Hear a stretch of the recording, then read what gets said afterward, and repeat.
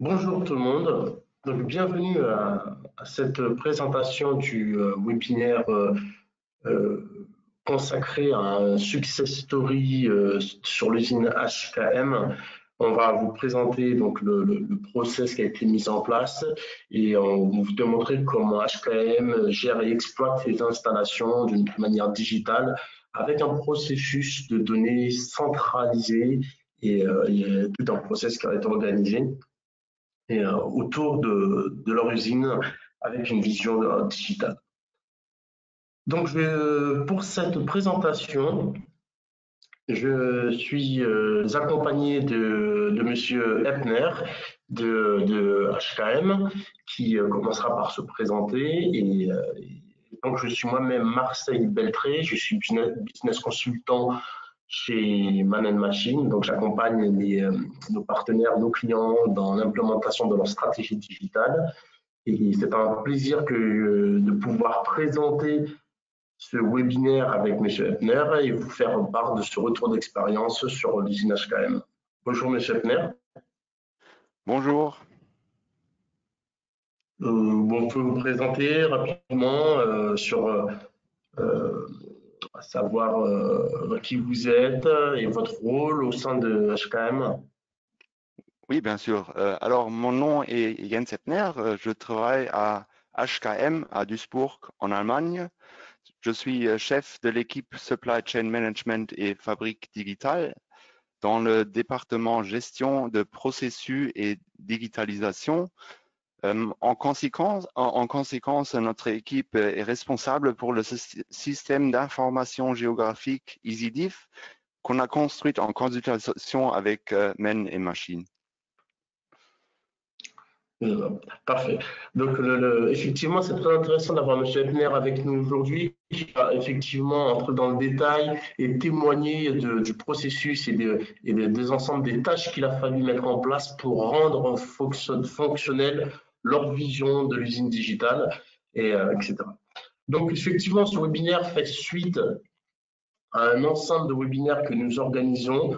Donc aujourd'hui, c'est la présentation du retour d'expérience de HKM. Nous avons organisé autour de différentes solutions SIG plusieurs webinaires. Il y en aura d'autres à la rentrée ou plutôt sur septembre, après les vacances, où nous allons développer d'autres sujets. Donc aujourd'hui, c'est ce webinaire qui est consacré donc, à HKM. Et donc, sur l'ordre du jour, nous allons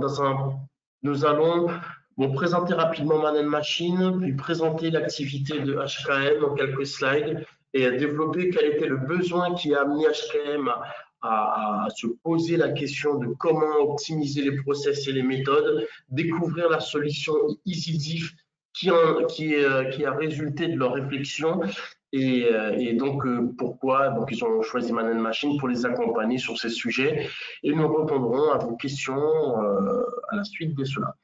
Donc, pour commencer, rapide présentation de la société Man Machine, à savoir que Man Machine, c'est une entreprise de plus de 1000 personnes. Ici, je vous présente une image dans l'un de nos colloques. Ça fait longtemps qu'on n'a pas produit du fait de la situation actuelle, mais ne désespérons pas de très prochainement nous retrouver. Donc, c'est une entreprise de plus de 1000 salariés à travers le monde, avec une présentation très forte sur l'Europe, puisque Man Machine est une entreprise allemande à la base. Et donc, c'est plus de 60 implantations sur l'Europe, une agence aussi en Asie, et plus de 1000 collaborateurs, et plus d'une centaine de développeurs qui travaillent à l'implémentation de solutions, à la personnalisation et à développer aussi nos propres solutions logicielles. Nous avons une activité de partenaires autour de partenaires intégrateurs de solutions digitales du type Autodesk, à savoir qu'Autodesk est nous sommes premier partenaire d'Autodesk sur l'Europe, nous sommes aussi partenaires d'Oracle et nous intervenons sur différents domaines, notamment toute la partie industrie manufacturière, architecture et construction, infrastructure. Et donc voilà l'activité de Man Machine, à savoir que nous sommes aussi centre de formation et donc nous développons plusieurs process d'accompagnement autour de nos clients notamment le partenariat qu'on a pu mettre en place avec HKM pour développer leur process et leur stratégie digitale. Je vous laisse vous présenter, M. Hapner, l'activité HKM. Oui, bien sûr, merci. Alors, HKM est l'abréviation pour Hüttenwerke Krupp Mannesmann en allemand. HKM est une usine métallurgique et a une capacité d'environ 5 millions de tonnes d'acier et nous sommes localisés à Duisburg en Allemagne. Notre usine, vous voyez sur l'image ici, consiste de toutes les facilités nécessaires pour la production d'acier avec un port, une usine de fritage, une coquerie, 2 eaux fourneaux et une aciérie. Nos produits sont des brames et des ronds.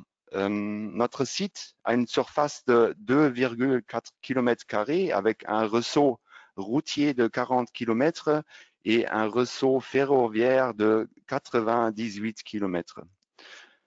Prochaine page, s'il vous plaît.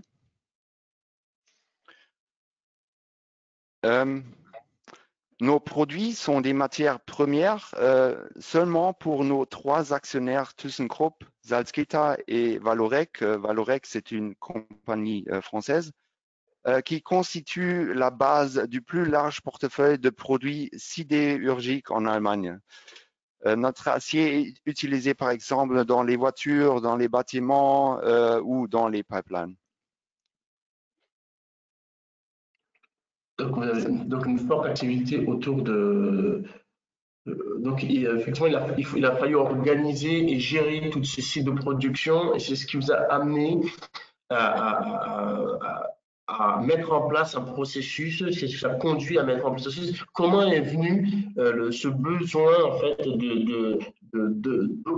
d'améliorer, d'optimiser le processus de production en interne chez HKM, c'est l'idée qu'on va développer parce que effectivement au départ, si on retourne dans la genèse, il y a eu un regroupement. L'idée, il y avait un besoin de regroupement de connaissances, des données existantes, de pouvoir croiser la base de données avec tout ce qui est 3D, fournir et pouvoir contrôler la donnée en 3D et avoir une interface intuitive, réduire tout ce qui était les fonctionnalités superflues, avoir la fonctionnalité directe, établir un référentiel spatial clair pour tous. C'est ce qui vous a conduit à mettre en place, à vous questionner, parce qu'au départ, vos données n'étaient pas centralisées, hein, M. Hapner.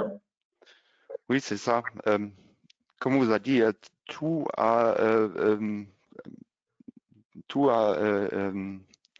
oui, en 2010, HKM avait la situation qu'il y avait une grande dispersion des données numériques sans référence spatiale. On le voit sur l'image.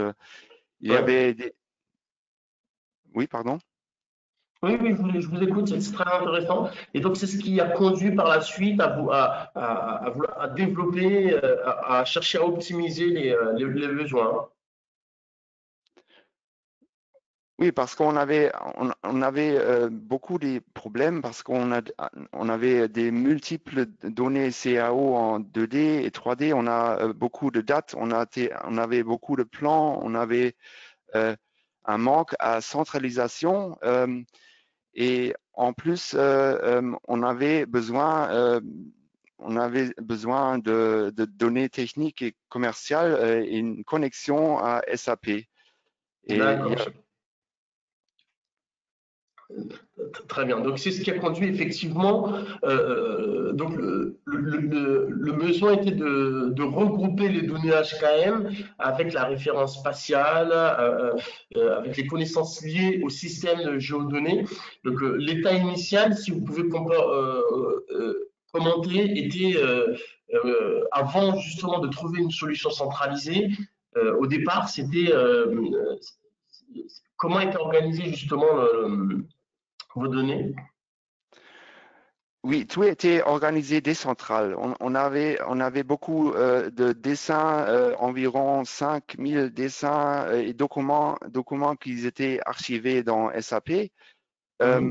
On avait des données techniques et commerciales aussi dans SAP. On avait des documents différents de bureaux, photos, scans, des ordres qui étaient placés dans les départements spéciaux, tout décentralisé. On avait des données CAO en 3D, par exemple des constructions d'acier, de machines, de pipelines, mais tout était décentralisé et on avait avec ça une grande dispersion des données numériques sans référence spatiale. Et en plus, on avait où la situation était caractérisée par une perte élevée de connaissances en raison de la fluctuation liée à l'âge dans le domaine du personnel.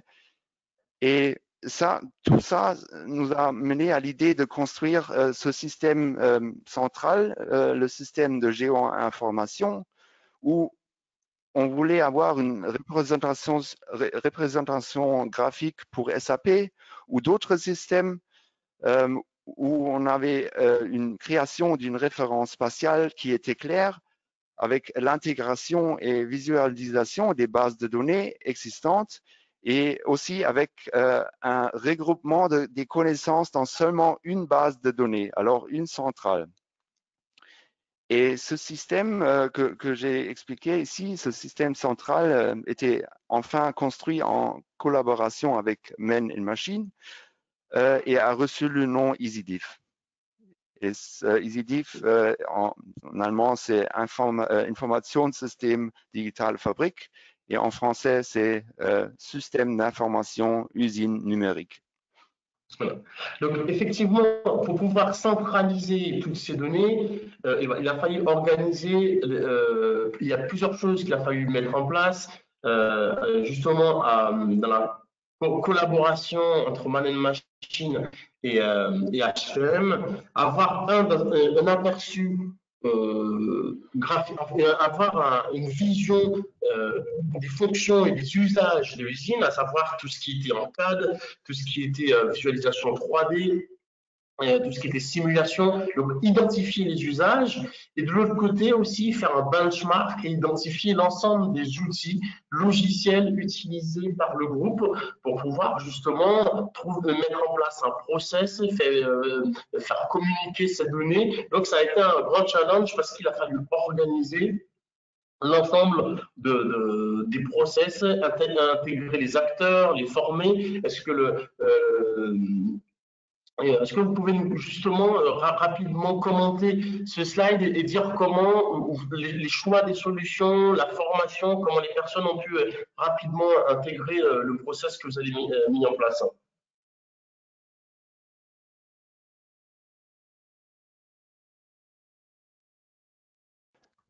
Alors, oui, c'était une situation vraiment avec beaucoup de systèmes qu'on avait. Vous les voyez, voyez sur cette image. Il y avait besoin d'une intégration de CAD, de SAP, des dates différentes, des visualisations 3D. Et tout, il fallait de mettre tout dans un système. Et c'était une situation vraiment compliquée parce que vous avez vu combien de dates et combien de dessins et combien d'informations on avait. Et ce projet est bâti en collaboration avec Men et Machine qui pouvait tout centraliser dans un système. Dans un système, voilà. C'est exactement là où on vient, à savoir qu'on va reprendre cette genèse, comment les choses ont été faites et qu'est-ce que c'est que justement EasyDiff. Comment EasyDiff a été mis en place et comment ça a permis cette évolution. Donc, on va effectivement, en un premier temps, en 2012, il y a eu tout un travail qui était, tout commence, on va dire, en fin 2011, début 2012. Ce sont donc les données de l'arpentage qui ont été migrées en premier. Donc, le système SIG existant a été remplacé par la solution Man Machine, par la solution qu'on a mis en place, et l'ancienne solution n'a pas été remplacée depuis. Donc, le système, donc ce sont en premier temps les thèmes de le SIG et l'arpentage qui ont été migrés dans un premier temps, et c'est qui a porté justement ce projet chez HKM, c'était le service topographie, hein, qui portait justement cette première étape en 2012 qui, euh, qui se résumait en enregistrant, en saisissant tous les thèmes SIG et les données arpentage. Donc, tout ce... et, mais Sepner, vous avez un commentaire à faire sur justement sur cette première étape qui a été justement de saisir tout l'aspect SIG dans la base de données, dans le système IGDIF. Oui, ce premier pas était, c'est normal, c'était un pas très prio. Il y avait besoin, qui était très normal et qu'on commence avec des thèmes. Et les thèmes ou les topics que vous voyez ici c'était des pas très, comment on dit, très urgentes. Et on a commencé en 2012 avec ces thèmes que vous voyez ici. Je pense que vous avez une information, ce qu'on a fait. On a des vidéos qui montrent ce que l'on a fait. Effectivement. Donc l'idée dans un premier temps, c'était de saisir donc les différents médias, tout ce qui est eau usée, eau potable, les réseaux électriques, etc. Et donc ici, il y a eu il n'y a pas eu, il y a eu donc forcément tous les saisies des lignes. Il n'y a pas eu que les lignes, les traits, les lignes qui ont été saisies ou migrées. Ils ont également veillé à ce que les bâtiments connexes soient également enregistrés.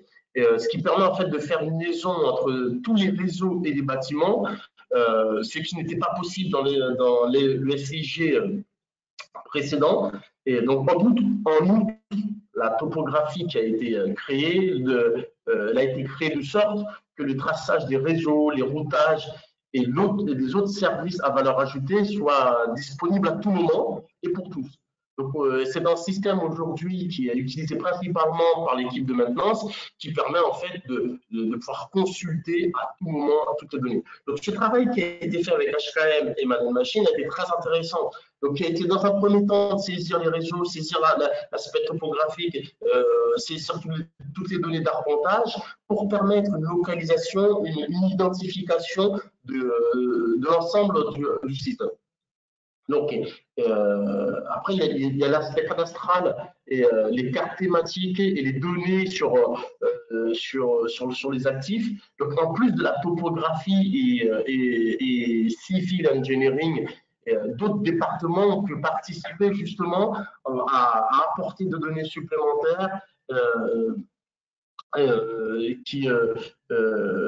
notamment l'aspect location et nettoyage, sachant que sur le site, vous pouvez justement commenter, M. Sepner, il y a plusieurs bureaux qui sont mis en location, plusieurs bâtiments qui sont loués à d'autres entreprises externes qui interviennent sur le site. Donc, ça permet aussi de faire une gestion d'espace, une gestion des biens et d'avoir donc une suivi, une organisation de l'ensemble des biens qui sont sur le site. Donc, il est aujourd'hui, ici, un réel outil d'aide à la décision et dans la gestion de l'ensemble du site. C'est bien ça, M. Sepner. Hein.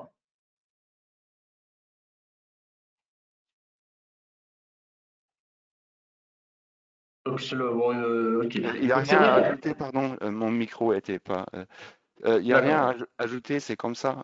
Alors, on a commencé avec beaucoup d'informations et il fallait le mettre dans le système EasyDiff et c'est qu'on a fait.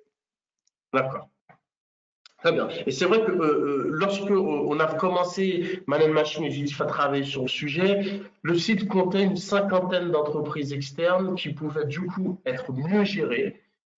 Donc l'image ici montre des bâtiments utilisés par les sociétés elles-mêmes et des bâtiments utilisés par d'autres sociétés. Donc ça, c'est une vision de tout le site. À savoir que ce qui va être intéressant avec EasyDiff, l'ensemble des traits de lignes vont être intelligents, vont avoir des données et on va pouvoir les interroger et faire des requêtes dessus.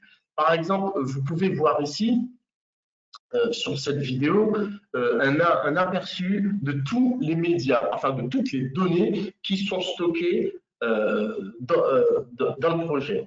Euh, Ceux-ci ont été nouvellement enregistrés, ça a été nouvellement produit sur la période 2012-2013 ou transférés depuis les systèmes existants. Donc chaque ligne du menu, chaque couche, on va dire, correspond à une carte thématique.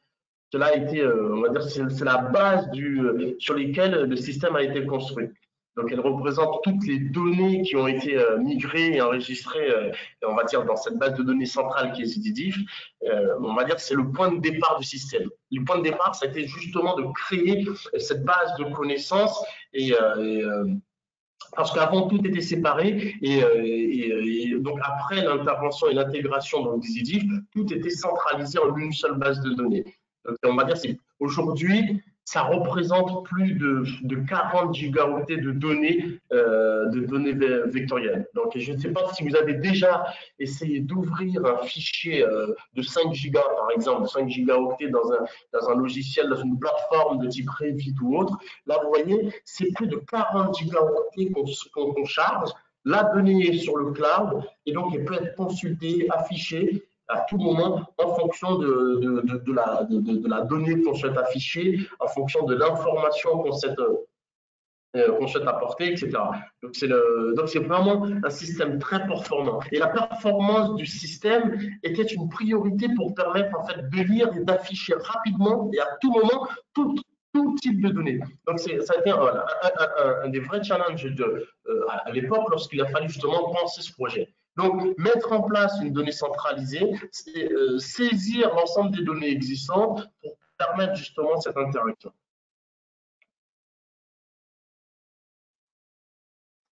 Donc après, en 2013, justement, il y a eu de nombreuses autres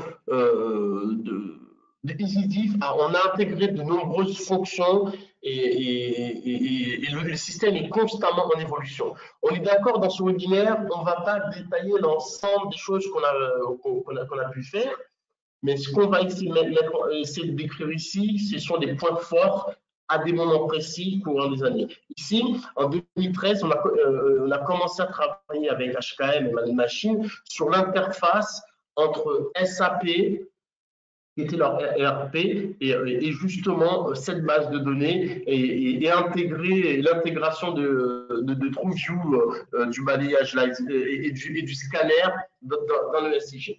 Donc en 2013, d'autres données de réseau ont aussi été saisies, mais aussi de plus en plus de sujets provenant d'autres départements. Ce qui est intéressant, c'est que c'est vrai que c'était porté par le service topographique à un moment donné, mais après, de plus en plus de départements ont commencé à s'intéresser au sujet et à apporter d'autres données. Donc, ces départements ont vu la valeur ajoutée de relier leurs informations donc provenant des différents acteurs, ce qui leur a permis justement ici de créer une collection de l'ensemble de données qui existaient. Donc, du coup, il y a une grosse valeur ajoutée, notamment entre la liaison d'autres pools avec SAP. Donc, c'est justement en intégrant SAP que ça va être vraiment pertinent parce qu'on va pouvoir associer l'aspect commercial et l'aspect technique. Et donc, il y a eu l'organisme de protection de l'environnement s'est intéressé au sujet, comme les administrations aussi se sont intéressées au sujet. On commençait à consulter, à intégrer nos données pour faire vivre en fait cette base de connaissances. Donc, après 2013, donc justement, dans cette phase, donc vers 2013, la connexion, la connexion du système d'information à SAP a donc été effective. Donc, l'idée, c'était d'associer la maquette 3D avec toute la gestion, tout le RP qui représente SAP. Dans l'image présente affichée, on peut voir la liaison avec un élément 3D et le système d'information donc EasyDiff ici. C'est-à-dire du graphique vers SAP. Donc ici, on a la donnée, on a cet objet, on va sélectionner l'objet, on va pouvoir le consulter. Si on le souhaite, on peut soit aller vers SAP ou aussi consulter d'autres données relatives à l'objet. Concrètement, comment ça se passe? Ici, vous pouvez voir, par exemple, on sélectionne un objet, on va voir les caractéristiques qui vont s'afficher sur une infobule. Les données relatives à l'objet s'affichent. Par ailleurs, tous les bâtiments, rues, lignes, enfin tout sont représentés par des objets. Donc, c'est pas juste des polylignes ou des traits, etc. Donc, il y a une vraie liaison. Donc, avec le bouton qui apparaît dans la fiche de l'équipement, on permet d'accéder justement à d'autres données dans SAP. Par exemple, des données commerciales ou des métadonnées, mais aussi de la documentation, des manuels, des croquis, des dessins. Donc ici, on voit je crois que c'est plus de 5000 fichiers qui a été mentionné, qui sont directement gérés dans le GED SAP, donc qui est SAP DVS, qui est présent ici. Donc, ce qui est pertinent, c'est que de la maquette, on sélectionne l'objet, on identifie l'objet et on va pouvoir le consulter directement depuis SAP. Et ce qui va être intéressant, voilà. Et l'inverse aussi est vrai. Depuis SAP, ce qui est intéressant, on va aussi pouvoir aller consulter la maquette. Et donc, ça fonctionne aussi dans l'autre sens à partir du système SAP. Donc, on a accès aux objets graphiques. Ainsi, il n'y a pas d'interruption dans la chaîne d'information. Donc, effectivement, c'est super pertinent pour les gestionnaires de pouvoir, de leurs données SAP, aller consulter, localiser un équipement dans le plan. Et donc, les grands avantages de cette approche, on va dire asynchrone et synchrone, et aucune donnée redondante n'est enregistrée. Les données peuvent être retraitées de manière synchrone, c'est-à-dire que SAP et EasyDiff sont tous deux ouverts.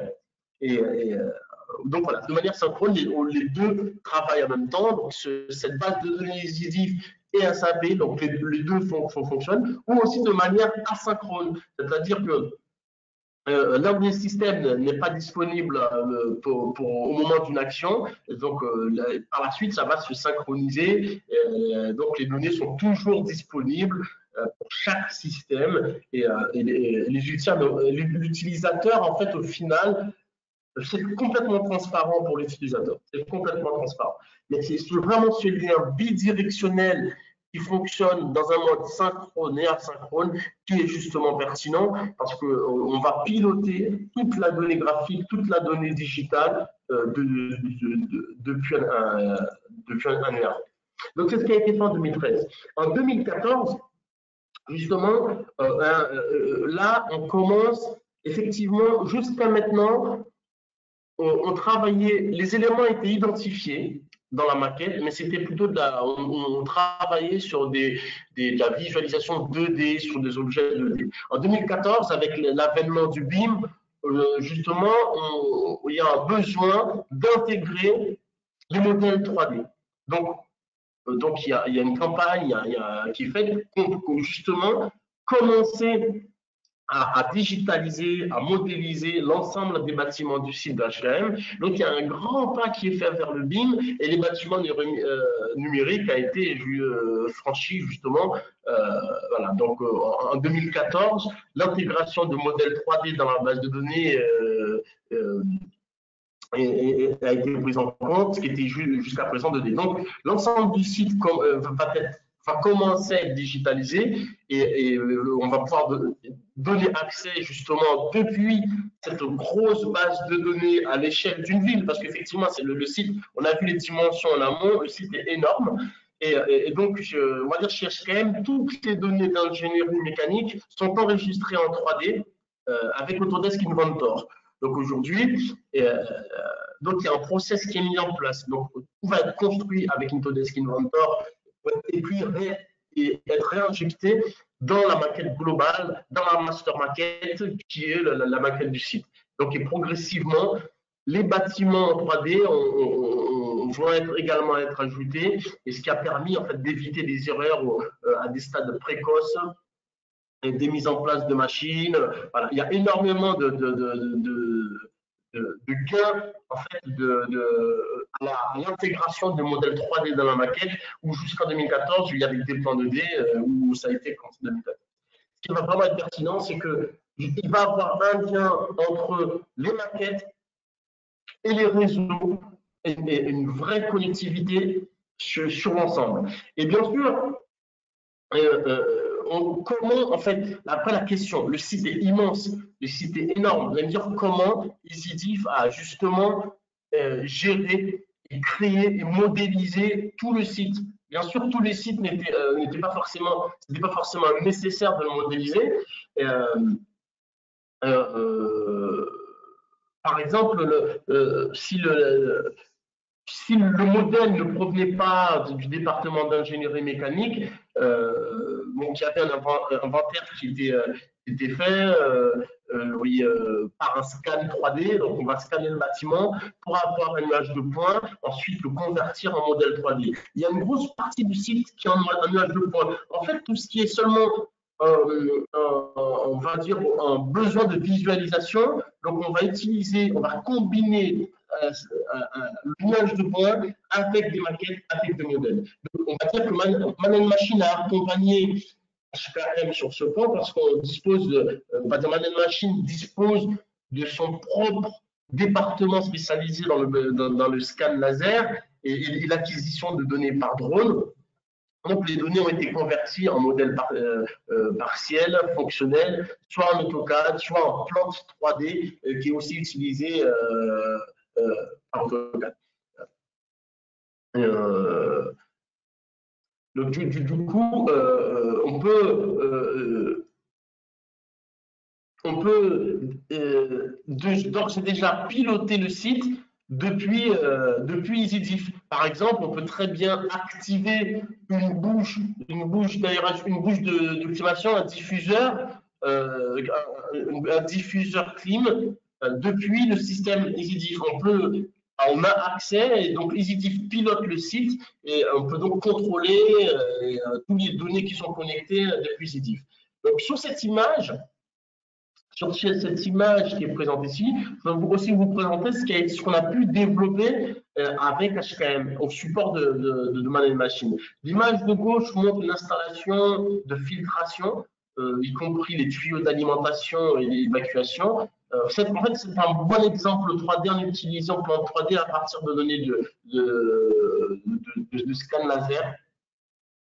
Et on va dire que la coquerie existante est représentée sur l'image de droite. On va dire voilà, c'est celle-ci, on va dire, devait être agrandie d'une autre unité en 2015. Là, c'est un projet qui a, je crois, qui était 800 millions d'euros d'ailleurs, qui a été un projet colossal, et où justement cet aspect maquette numérique a énormément servi. Il y a eu des questions, est-ce qu'il y a eu assez d'espace pour pouvoir implémenter ce projet, pour nous fournir les ressources nécessaires comme l'électricité, l'eau, en fait, toutes les questions qu'on se pose avant un projet, tout a pu être simulé avec cette maquette. Ça a été un réel outil d'aide à la décision, et Ainsi, sans trop d'efforts, on peut analyser la faisabilité du projet et donc justement mieux projeter, mieux organiser les travaux, les plans et donc maîtriser le coût de construction, les coûts de rénovation des différents sites. En fait, ce sont tous les retours qu'on peut voir parce que dans ce projet, par exemple, qui a coûté 800 millions, les modèles 3D, la visualisation des modèles ont été très utiles dans la prise de décision. Ce sont les retours d'HKM. Et d'ailleurs, pour ce site, il y a une petite anecdote qui est assez intéressante parce que sur ces sites, tout ce qui est ondes magnétiques sont interdits. Donc, on n'a pas le droit d'allumer les téléphones portables. Vous savez que sur ces genres de sites, c'est critique. Donc, ils sont interdits. Donc, HKM a dû faire appel à une entreprise qui s'appelle UHDE qui a créé donc le premier laser électromagnétique free, le premier scanner électromagnétique free sans ondes magnétiques, qui leur a permis justement de scanner l'ensemble du site sans avoir à émettre des ondes magnétiques qui étaient nuisibles sur le site de production. Donc voilà un peu l'idée. Donc après, ici sur EasyDiff, on a aussi tracé tout ce qui était des lignes. Je dis on parce que Man Machine a accompagné pendant plus de 10 ans, pendant voilà, plus d'une dizaine d'années, HKM à l'implémentation de ce projet. Ça a vraiment été un travail collaboratif entre un partenaire et un besoin qui est client. Et donc ici, grâce à la topologie du site, toutes les lignes peuvent être suivies ou les données factuelles peuvent être interrogées l'utilisateur en fait, l'utilisateur ne dispose pas seulement d'une image. Il peut vraiment, il peut également, on va dire, consulter toute l'information relative à chaque pipe, à chaque tuyauterie, à chaque ligne. Donc, tout est stocké dans cette base. HKM, HKM fait, toutes les données 2D n'ont pas été converties. C'est parce qu'on voit une maquette 3D qu'on dit que tout est en 3D. Il y a encore de la 2D parce qu'en fait, ça aurait été beaucoup trop cher, par exemple, par rapport aux bénéfices s'il avait été question en fait de construire un jumeau graphique. L'idée, c'était pas été. Au départ, le sujet n'était pas le besoin de HKM, M. Epner, vous pouvez commenter si vous le souhaitez. Le besoin de HKM n'était pas de construire un jumeau graphique, mais plutôt un jumeau fonctionnel, avec la donnée localisée, fiable et consultable et à tout moment et accessible par tous. Donc, c'était le sujet de départ. Donc, ce n'était pas forcément de créer une maquette 3D pour faire une jolie présentation. C'était créer une maquette fonctionnelle. Donc, à partir du modèle 3D, il n'y avait qu'un pas à franchir pour aborder le thème de la réalité augmentée ou de la réalité mixte. Justement, c'est ce que, vous voyez, au fur et à mesure des années et d'amélioration de la donnée, il y a eu d'autres usages qui sont venus, il y a eu d'autres besoins, puisque la donnée existe, donc on peut effectivement se projeter, on peut effectivement se projeter dans d'autres situations. Voilà, donc c'est à cette étape qu'on va dire qu'elle a été testée, sur les unes 3D une réalité augmentée, mais le projet a finalement pas été mis en œuvre. Voilà, parce que la valeur ajoutée par rapport à la préparation des données n'était pas assez importante. Donc le projet n'a pas abouti. Mais il y a eu quand même une simulation, une idée de mettre en œuvre ce projet. Et par contre, le thème du traitement de données mobile pour tout ce qui est l'entretien, la réparation, mais aussi tous les nombreux sujets sur l'usine numérique est également disponible sur les appareils mobiles. Donc, tout l'aspect, même si tout ce qui est réalité augmentée n'a pas été abouti parce qu'il n'a pas eu le besoin réel, mais il y a un vrai usage du mobile dans le process. Le mobile est connecté à la base de données. L'intervenant sur site a accès à une donnée à jour, fiable, qui vit la même donnée que tous. Donc, il y a un vrai process avec le mobile. Donc ici, ce qu'on peut apercevoir sur ce site, on peut voir rapidement comment on traite les différentes données. Dans cet exemple, par exemple, on va sélectionner un objet et l'objet donc va se situer au milieu de l'écran et donc il y a un formulaire qui va s'afficher et de ce formulaire, on va pouvoir tout simplement voilà, décider comment on veut, voilà, on va sélectionner et voilà, on peut naviguer autour du site, on identifie l'objet, on identifie l'équipement qu'on va afficher et là, on va avoir d'autres caractéristiques. On va choisir d'éditer cette portion de la maquette et donc on va charger le viewer ou le navigateur ou la solution utilisée en fonction du besoin. À savoir que ça peut être tant bien Inventor, Revit ou d'autres plateformes ou d'autres viewers qui peuvent être utilisés dans le projet. Ici, ce qu'on voit, c'est la maquette va être directement chargée depuis Navisworks. Et donc, bien sûr, à partir de là, on va pouvoir travailler, utiliser Navisworks de la même façon. Et une fois qu'on va sauvegarder la donnée va être réinjectée dans l'outil. Donc, il y a un lien direct entre l'objet, la maquette et justement le clone digital de l'usine. Donc, au moment où nous sélectionnons un objet, donc, il y a toujours plusieurs options pour choisir en fait le bon viewer qui va vous permettre d'afficher. Donc là, on a le choix, soit on se dirige, comme on l'a vu, vers SAP, soit on se dirige vers un lecteur qui va nous permettre de consulter l'information. Donc l'utilisateur a toujours une vue d'ensemble de toutes les options disponibles. Donc, ce qui rend vraiment très performant l'outil. Donc après, en 2000, il y a eu énormément de choses qui ont été faites, on va dire, ces dernières années. Et on va dire le plus gros, après en 2016, aussi, on va passer on a commencé à s'interroger à tout ce qui était donné de protection environnementale. Donc, identifier, faire un registre de sites contaminés, par rapport au transport, justement d'identifier un cadenas de stationnement dans les rues, les routes, etc. Gérer les installations. Donc ici, on va intégrer l'aspect en 2019, gérer tout ce qui était location d'espace, apporter des outils à tous les facility managers pour pouvoir gérer justement leur espace. Donc on a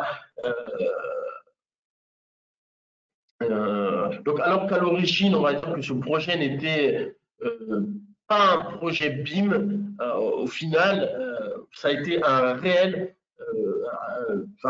projet on va dire de BIM parce que on va avoir une donnée centralisée chaque objet est affecté à son objet, l'objet est unique, l'information est centrale, fiable, organisée, et donc on va pouvoir associer et gérer cette maquette avec l'information qui émane de la donnée, avec l'information qui émane de la maquette, pardon. Donc voilà, donc un vrai bond entre le modèle qui a été fait en 2012 et en 2016. Donc arrivé à ce niveau, on va faire de la gestion d'espace, etc. Et donc ça fait voilà, le BIM a été aussi un vrai moteur, une vraie impulsion dans le process chez HKM. Et on va dire que les données sont livrées et retournées via différentes interfaces lorsqu'on les consulte depuis la maquette. Et pour tout ce qui est, par exemple, BIM et communication avec d'autres acteurs, en principe, le format IFC est également disponible. Seulement, on va dire qu'aujourd'hui, le nombre de données et différents a conduit que jusqu'à présent, il n'y a pas eu beaucoup de demandes du format IFC. Mais aujourd'hui, le format IFC est pris en compte dans la donnée. S'il faut extraire ou intégrer une maquette dans les EDIF, c'est aussi tout à fait possible. Voilà, l'usage aujourd'hui n'a pas amené à cette utilisation. Donc, on va dire, jetons un coup d'œil sur, voilà, on va dire, dès qu'on active, par exemple, ici un espace, bon, on va sélectionner ce bâtiment, on passe la souris dessus, on va avoir une infobule qui va présenter l'information qui va être disponible sur la maquette. On va dire l'information les plus importantes. Donc, si on clique sur l'objet recherché recherche le formulaire s'ouvre et toutes les données, les informations sur l'utilisation et bien sûr aussi les personnes à contacter qui peuvent être très bien appartenir à des entreprises ou des entreprises extérieures s'affichent. Vous voyez, donc de l'objet, on va avoir directement accès à une fiche technique qui nous donne accès à SAP. En fonction, on va dire, de l'objet, d'autres informations telles que les intervalles de nettoyage, les inventaires, les responsabilités, le coût. En fait, en fonction du type d'information et de l'usage de votre profil, l'information que vous avez besoin va s'afficher. La fréquence de nettoyage, par exemple, les intervalles ou autres, voilà, si vous êtes concerné par ces aspects-là, vous allez avoir l'information qui va s'afficher. Donc, en fait, ça va être une vraie base de connaissances de l'ensemble du site et de la gestion quotidienne du site, en fait. Donc lorsque donc on a déjà vu ça. Donc après en 2019, vous voyez, en fait, ce qui va être intéressant, vous voyez, chaque année, ce système EasyDiff augmente à de nombreuses fonctions et constamment perfectionné. Donc, il augmente constamment. Et donc chaque année, donc les équipes techniques d'EasyDiff, toujours en collaboration avec Mind Machine, cherchent à améliorer cette base. Donc c'est une base qui est figée. L'idée, c'est de bien penser le projet de départ, bien définir la base. On en a parlé, la base, c'est de la constituer, c'est de correctement de la structurer, définir des règles et avoir une vision à long terme pour pouvoir justement implémenter les données. Donc à cette étape en 2019, ça a été surtout voilà, c'était l'idée. Ici, c'était passer sur l'aspect chantier, l'aspect génie civil. On voulait intégrer sur le site, intégrer le chantier et la gestion des chantiers en phase de construction dans le process. Enfin, HCM voulait intégrer cet aspect chantier dans le projet. Et c'est encore une fois Madame Machine qui les a complètement accompagnés sur le projet. Donc, une usine comme celle d'HKM, on va dire constamment des chantiers de construction. Comme beaucoup d'usines, ça bouge constamment, il y a énormément de modifications. Donc, dans la plupart des cas, des entreprises externes sont intégrées pour réaliser les travaux. Bon, il est donc important, il est important pour que toutes les personnes impliquées, donc les parties prenantes, que toutes les personnes qui interviennent, disposent de toute l'information nécessaire sur l'emplacement du site et sur l'emplacement du site de construction et toute l'information à jour et qu'ils disposent toutes de la même information. Et qu'elle ne soit pas tronquée, variée, modifiée et pas mise à jour, etc. Donc que ce soit à l'intérieur ou à l'extérieur du bâtiment, il y a un parcours d'autres objets qui sont affectés sur les chantiers de construction. Donc tous les éléments, tous les acteurs qui interviennent sur le projet ont accès à cette même information. Voilà. Donc, par exemple, ce qui peut être intéressant sur les chantiers, on a un camion hors gabarit qui doit porter, qui doit transporter un équipement hors gabarit. Donc, il faut simuler un parcours pour éviter ce qui est pont, pour éviter, voilà, pour vérifier que le convoi arrivera à bon port, sera correctement livré, qu'il n'y aura pas de retard sur le chantier. Donc, EasyDiff est capable en fait de simuler en temps réel et de définir un parcours que devra suivre en fait le transporteur. Voilà. Donc ici, si on examine un processus de connexion à la base de données, tout d'abord, on doit se connecter à la base de données. Une personne qui intervient, donc se connecte, s'identifie et apporte. Voilà. Donc après, il remplit un formulaire. Donc une fois qu'il remplit le formulaire, il va identifier le nouveau site de construction mis en place. Donc vous voyez, donc, on nous dit, on va identifier la zone sur laquelle on va intervenir. Donc grâce à l'intégration complète des produits Microsoft Office, parce que Microsoft Office est complètement intégré dans le processus, il est particulièrement facile d'intégrer toutes les personnes responsables et impliquées dans le processus d'approbation, par exemple, par le biais de la messagerie électronique, etc. Donc ici, on identifie une zone sur laquelle on va réaliser un projet. Et ce qui va être intéressant, on va pouvoir éditer tout ce qui est impacté par ces zones.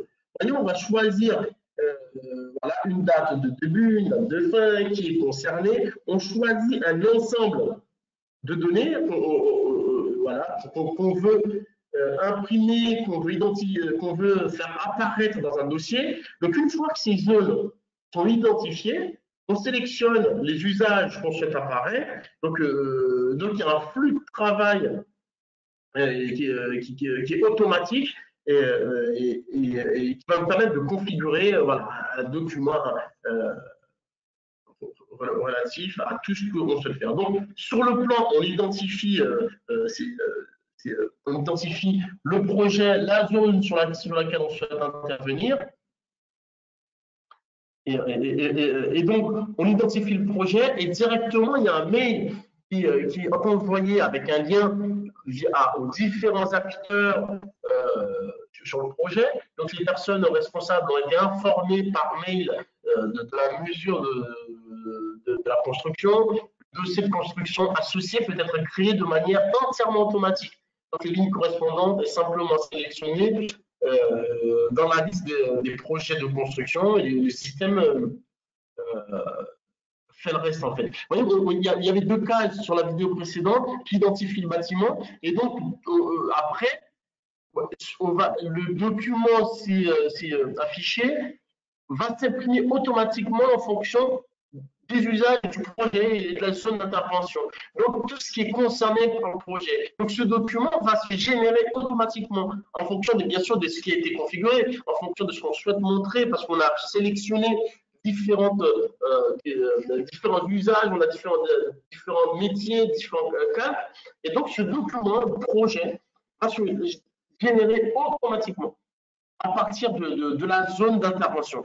Et donc, toutes les personnes concernées par ce projet sont notifiées en fonction de la date d'intervention, en fonction des attentes et du rôle et de la date de livraison. En fait, c'est un vrai outil de gestion de projet à partir de la base. Ce n'est pas une base statique, c'est une base de données statique, c'est une vraie base de données, base de connaissances vivantes sur lesquelles on va gérer l'ensemble des usages. Encore une fois, ici, je vous montre que cet exemple démontre que sur un projet qu'on a identifié, on va pouvoir imprimer un dossier relatif à une zone spécifique en fonction d'un type de projet, en fonction de différentes choses qu'on sélectionne. Donc, ça a été vraiment de pouvoir lier cet aspect chantier, construction, enfin les besoins de construction, les besoins de chantier en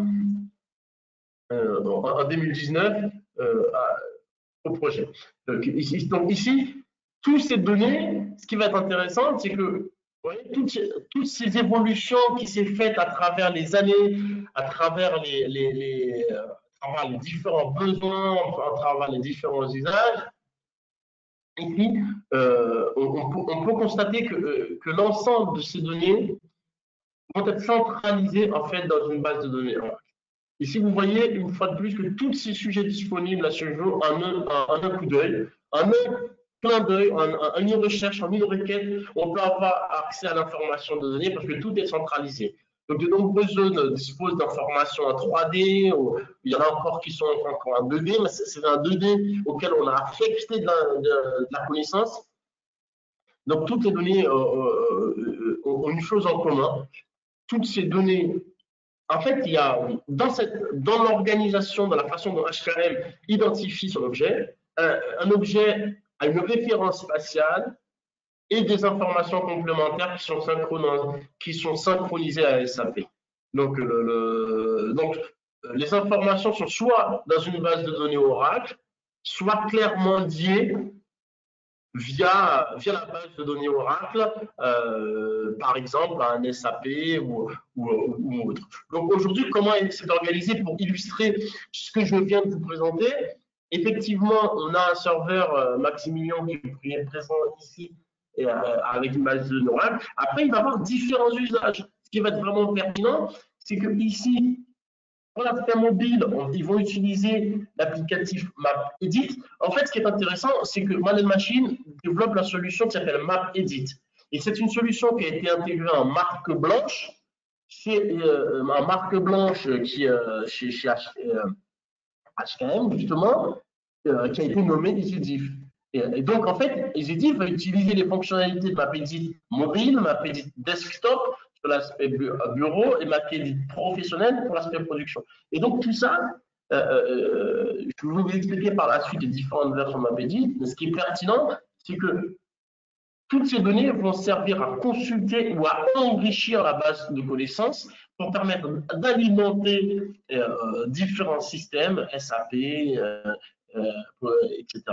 qui synchronisent une base qui va être synchronisé à un GED ou autre. Et voilà une vue globale des grossis de l'organisation actuelle. Donc, les systèmes qui sont organisés, les solutions métiers que Man Machine propose, qui sont multilangues, qui sont utilisées chez HKM. Donc, on va avoir MapEdit professionnel. MapEdit professionnel, en fait, si on revient ici, il est utilisé dans cette phase. C'est une plateforme qui va utiliser un environnement CAD. C'est-à-dire que ici, on va pouvoir produire la donnée. Il peut s'installer soit sur AutoCAD Map, ou il peut être embarqué avec son propre environnement CAD pour permettre aux clients de produire de la donnée, donc de créer, de mettre à jour, de créer, voilà, de créer des lignes, etc. Donc c'est MapEdit professionnel. Après, on va avoir MapEdit desktop. MapEdit desktop, c'est une applicative qui est moins lourde. C'est cet applicatif qui va être ici. C'est un applicatif qui est moins lourde, qui n'est pas embarqué avec un joueur. C'est une icône, vous cliquez sur le bureau et ça va charger, vous donner accès directement à la base de données avec des outils d'annotation, etc. Mais effectivement, moins puissante qu'un CAD, mais il y a toutes les fonctionnalités intelligentes. Il n'y a pas la fonctionnalité de production que propose un CAD. Après, il y a l'aspect mobile qui justement donne accès à toutes les personnes mobiles avec des applicatifs hors bureau pour les équipes de maintenance et les équipes d'entretien. Mais aussi pour la navigation des fournisseurs, des visiteurs, de suivi de wagons, de locomotives et bien d'autres encore. En fait, il y a plusieurs applications. Ce qui est intéressant, voilà, il y a la gestion de MapEdit, il y a MapEdit Server, la base de données. Enfin, si vous voulez plus de renseignements sur ce système, voilà, nous sommes à votre disposition pour détailler comment est fonctionné MapEdit. Donc, après avoir fait un point sur ce qui a été développé ces dernières années, quel est justement le plan suivant, M. Eppner? Est-ce que vous pouvez justement nous commenter la vision de HKM, dans quelle direction vous allez, comment vous souhaitez optimiser ce qui a été mis en place, ce qui est déjà super et très impressionnant par rapport au fonctionnement de l'usine, la façon dont vous alimentez les différents organismes en interne, les différents usages avec une donnée contrôlée. Quelle est la vision que vous avez et comment on va pouvoir vous accompagner mieux encore? Oui, comme vous avez vu, avec EasyDiff, il y a vraiment beaucoup de possibilités, beaucoup de besoins, et avec ça, on a beaucoup d'idées pour optimiser aussi les processus. Et notre conseil d'administration a reconnu la valeur ajoutée d'EasyDiff et soutient aussi la poursuite du développement de la solution. Et voici ce que vous voyez dans cette image. Vous voyez les thèmes, il y a beaucoup de thèmes. Et ça, c'est seulement un petit aperçu des futurs sujets qui sont encore en cours d'élaboration. Mais la situation est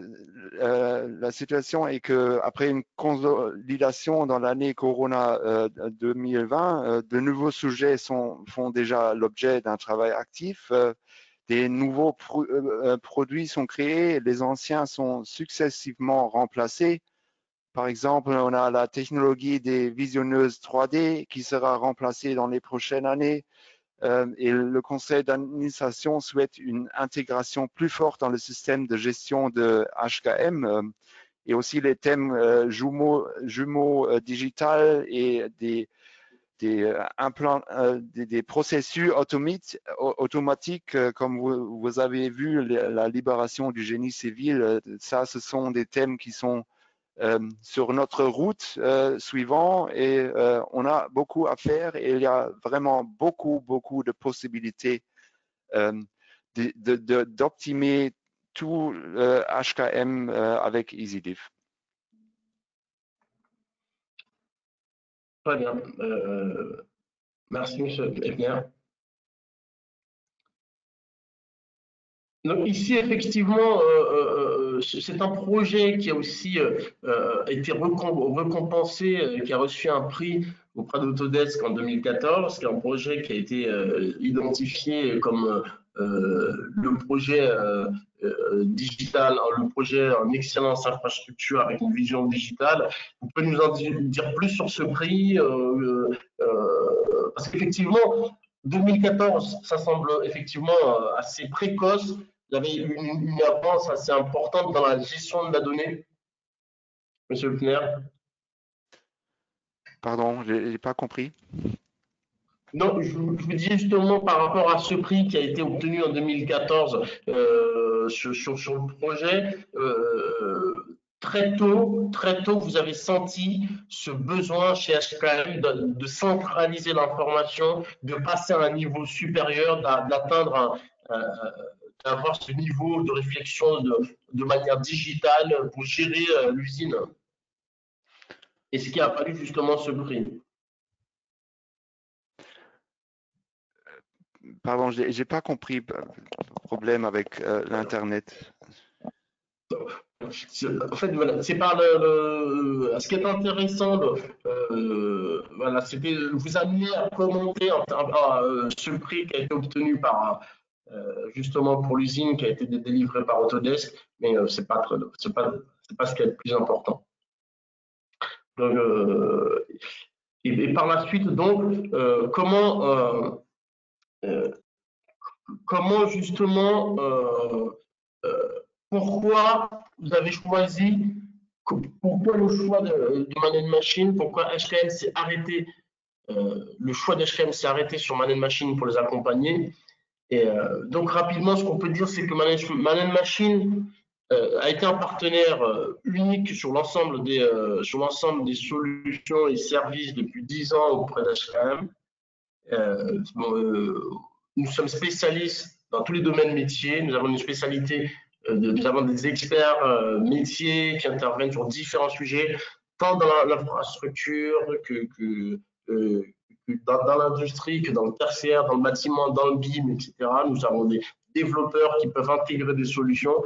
On peut combiner justement le besoin logiciel standard avec des besoins personnels de développement sur de l'Autodesk ou sur de l'Oracle. Des éditeurs, nos développeurs justement sont disponibles et nous sommes à l'écoute des besoins clients pour pouvoir implémenter, améliorer ces solutions. Et on a plusieurs années d'expérience sur des projets de transformation digitale de BIM ou Industrie 4.0, SIG, etc. Donc ça a été, je pense, une raison, une des raisons, enfin ces raisons qui ont permis le choix de Man Machine.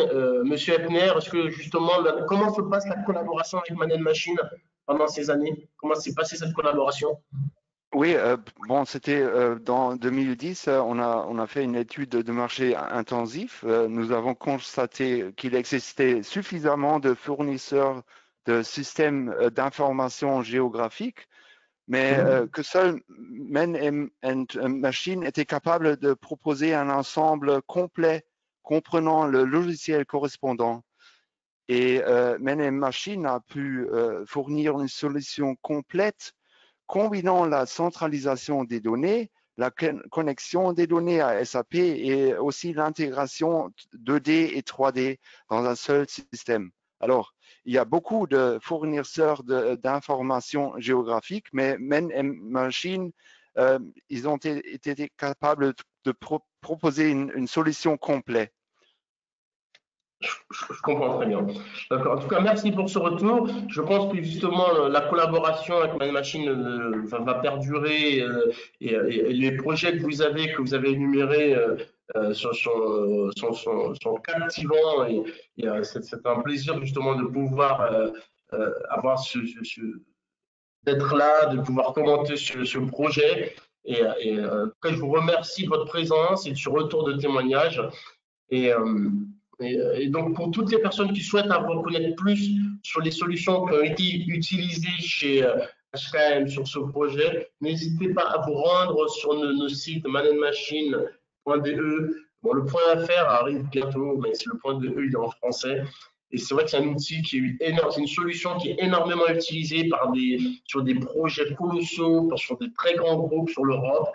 Et en France, il est utilisé par certaines collectivités, notamment le Havre, qui gère tout le réseau d'assainissement avec d'eau et d'assainissement, voilà, oui, avec une vision d'avenir pour aller de plus en plus loin, parce que c'est une solution une fois qu'on l'a adoptée. De la même façon qu'on vous l'a démontré ici chez HM, au fur et à mesure des années, on a d'autres besoins, on voit que la solution offre des possibilités, donc du coup, on ne s'empêche pas d'améliorer ces process. Donc, n'hésitez pas à revenir vers nous si vous avez besoin. Et je vous dis à très bientôt. Je vous dis, je reste à votre disposition euh, pour, voilà, pour plus d'informations si vous le souhaitez. Donc, merci de votre présence. Merci merci de votre présence, merci du temps accordé, en espérant que ce webinaire a été riche, vous a montré voilà, qu'une compagnie, qu'une industrie pouvait améliorer ses process, que l'usine digitale n'était pas forcément que de la 3D, qu'il y a des vraies choses qui peuvent être mises en place, que c'est fonctionnel et que ça peut être aussi progressif dans le temps. Et voilà. Donc, je vous dis à très bientôt. Merci de votre présence.